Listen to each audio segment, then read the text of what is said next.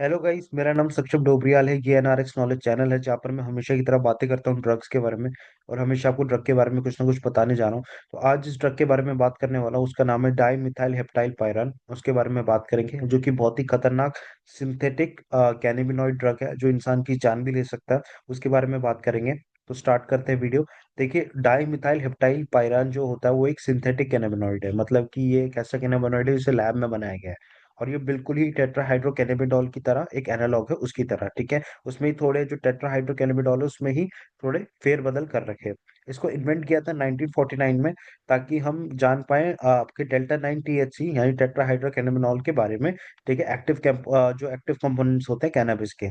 डीएमएचपी, जिसका नाम di methyl heptyl pyran है, वो पेल येलो कलर का होता है। मतलब कि क्या है, आपका येलो कलर का होता है।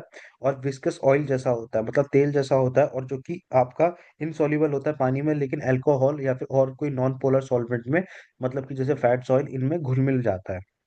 डाइमिथाइल हेप्टाइल पायरान जो होता है उसका सिमिलर स्ट्रक्चर होता है टीएचसी से, लेकिन उसमें थोड़ी फेरबदल होती है। वो फेरबदल क्या होती है कि डबल बॉन्ड का रिप्लेसमेंट होता है 3 पेंटाइल चेन पे विथ 3 1 2 डाइमिथाइल हेप्टाइल चेन पे। ठीक है।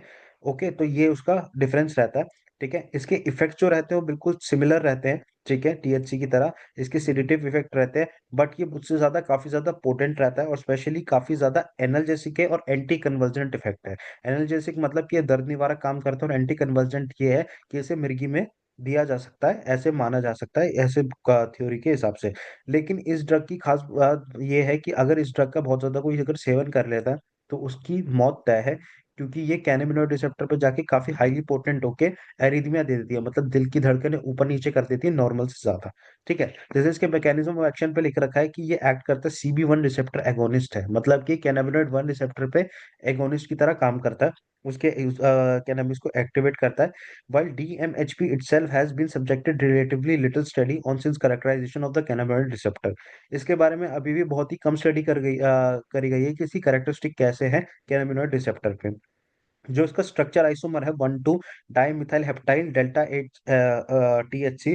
उसने काफी हाई पोटेंट कैनाबिनॉइड एगोनिस्ट कर रखा है, जिसकी इसकी एंशियोमर के बारे में सेपरेटली स्टडी कर रखा है। देखिए, साफ सीधी बात है कि CB1 रिसेप्टर पे जाता है, पर ये बहुत ही ज्यादा पोटेंट होकर उस पे एक्टिवेट होता है, जिस कारण क्या होता है कि एनाल्जेसिक और एंटी कन्वल्सेंट इफेक्ट देता है।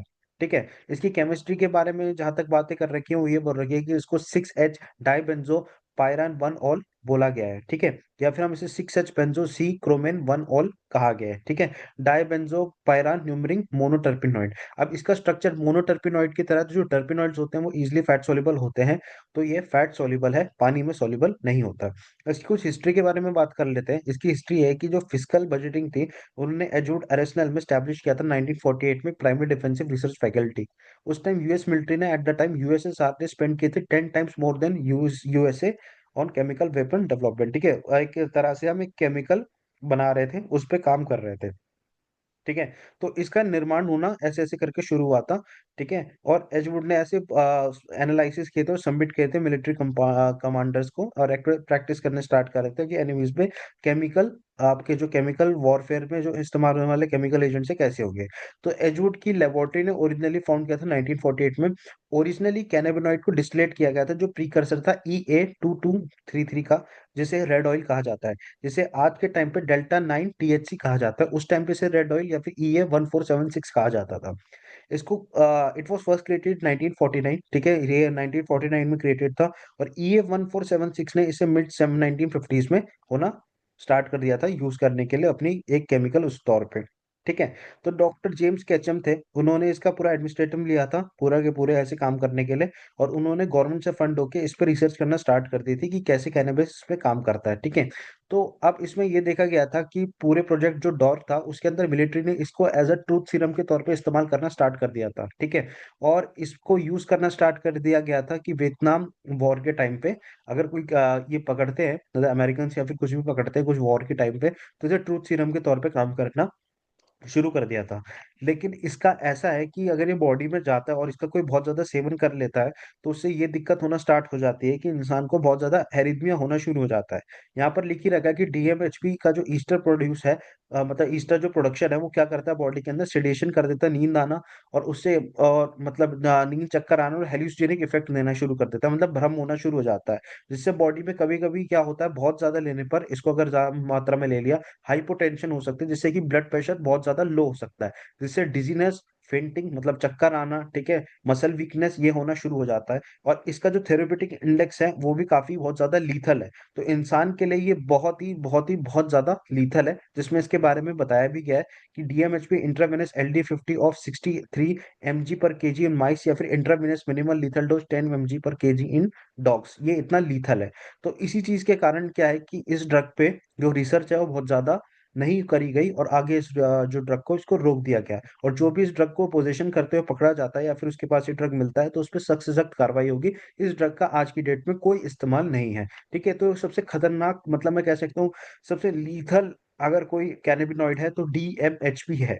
ठीक है, मिलिट्री प्रोग्राम्स में भी इसके बारे में जो मैंने बताया था वही चीज हुई। ठीक है, ऐसे ऐसे करके ट्रूथ सीरम के तौर पे इस्तेमाल करा गया कोल्ड वॉर के टाइम पे। लेकिन ऑर्थोस्टैटिक हाइपोटेंशन, ठीक है, डिजीनेस, हेलुसिनेटिक इफेक्ट या फिर लीथल डोज और थेरेपेटिक इंडेक्स नीचे के कारण, मतलब कि ड्रग बहुत ज्यादा ही लीथल है, मतलब इसका थोड़े से भी यूज में इंसान जान से मारा जा सकता है। तो इसी कारण इस ड्रग को रोक दिया गया। ठीक है, उसी कारण बहुत सारे ड्रग्स पे भी काम चल रहा था, जैसे कि बेलेडोनाइड के एंटीकोलिनर्जिक इफेक्ट पे 3 क्लिनिडाइल बेंजिलेट पे भी ऐसी डिस्कवर्ड, ऐसे ही करा गया था कि ऐसे केमिकल वॉरफेयर सब्सटेंस बनाने के लिए। तो ऐसे ड्रग्स जो रहते हैं, जो भी थे, बहुत ही ज्यादा खतरनाक थे, और आज की डेट में इन ड्रग का कोई इस्तेमाल नहीं है। और इन ड्रग्स पे जितनी भी रिसर्चेज है उनको भी रोक दिया गया है। और इस ड्रग के बारे में जो कैसे काम करता है उसके बारे में भी बहुत ही कम जानकारी है। तो ये ड्रग बहुत ज्यादा लीथल है। और पूरी कैनेबिनॉइड फैमिली में ये एक ऐसा ड्रग है, सिंथेटिक कैनेबिनॉइड फैमिली में, जो कि बहुत ज्यादा लीथल है, खतरनाक है, और इससे इंसान की जान जा सकती है। ठीक है, तो ये ड्रग के बारे में था, डाइमिथाइल हेप्टाइल पायरन के बारे में। अगली वीडियो में हम कोई और चीज के बारे में बात करेंगे। तब तक मेरा नाम सक्षम डोबरियाल है। बाय।